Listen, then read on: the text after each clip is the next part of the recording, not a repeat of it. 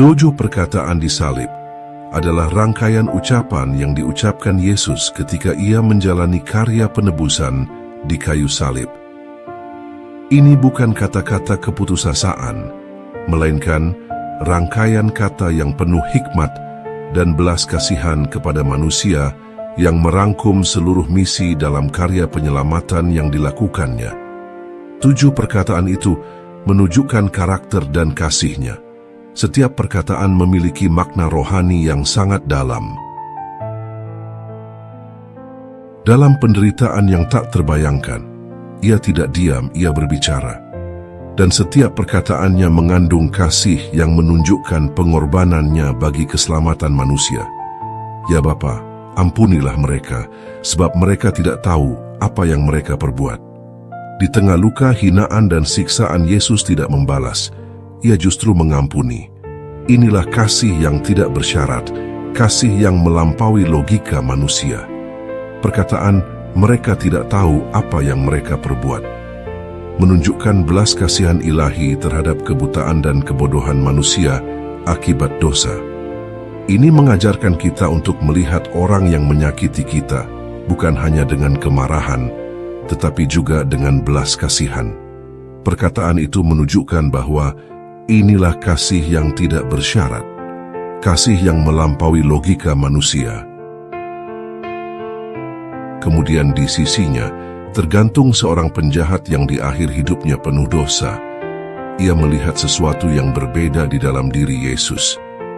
Dengan iman yang rapuh, ia memohon, "Yesus, ingatlah akan aku apabila Engkau datang sebagai Raja." Dan Yesus menjawab dengan janji yang melintasi gerbang kematian, "Aku berkata kepadamu, sesungguhnya hari ini juga engkau akan ada bersama-sama dengan aku di dalam Firdaus."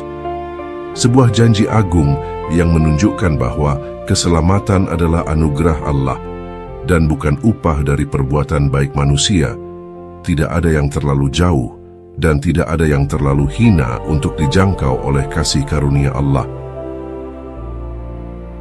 Di tengah penderitaannya dalam misi ilahinya untuk menebus dunia, Yesus tidak melupakan orang-orang yang ia kasihi.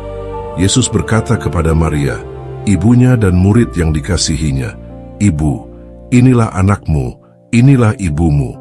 Ini menunjukkan bahwa iman sejati tidak pernah mengabaikan tanggung jawab. Dan kasih sejati tetap hadir walaupun di dalam penderitaan, serta kita dipanggil sebagai komunitas rohani untuk saling menjaga dan mengasihi sebagai satu keluarga.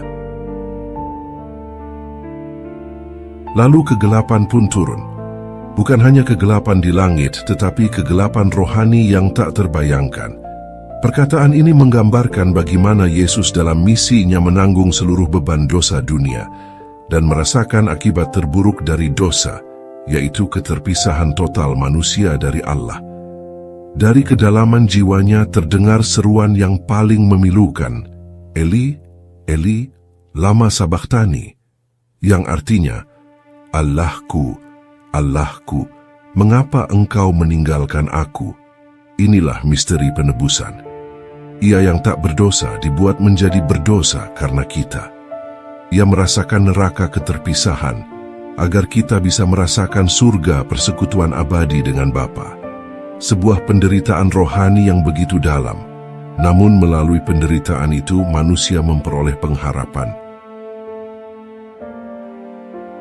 Setelah badai rohani itu berlalu, Yesus merasakan penderitaan fisiknya. Sebuah pernyataan singkat, namun begitu dalam maknanya. "Aku haus." Ungkapan ini satu-satunya yang berhubungan dengan kesakitan jasmani yang ia ucapkan dari atas kayu salib. Yesus, Sang Anak Allah, merasakan kehausan dan merasakan sakit. Ia adalah Tuhan yang menjadi manusia seutuhnya, yang merasakan sakit dan kelemahan. Ini menunjukkan bahwa Allah memahami setiap kelemahan dan penderitaan kita. Kemudian, sesudah Yesus meminum anggur asam itu, berkatalah Ia, "Sudah selesai." Ini bukan seruan kekalahan, melainkan seruan kemenangan. seruan yang menyatakan bahwa misinya telah selesai. Tugas dalam karya penyelamatan yang diberikan Bapa telah dituntaskan dengan sempurna.